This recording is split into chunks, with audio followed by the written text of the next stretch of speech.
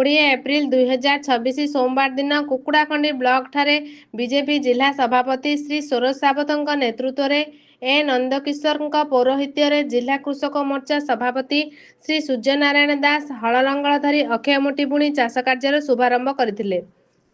एथिरे पूर्वतन कृषक मोर्चा सभापति श्री चिन्मयानंद महाराज और बालीपड़ा मंडल सभापति ललित बिशोई सहयोग करथिले।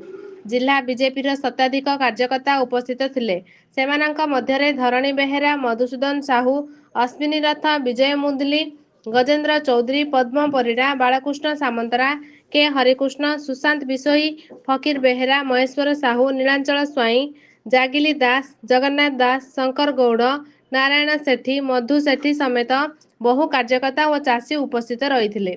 वयोज्येष्ठ चाषी मानू राज्य कृषक प्रभारी श्री प्रदीप कुमार साहू उत्तरीय प्रदान कर सम्मानित करथिले।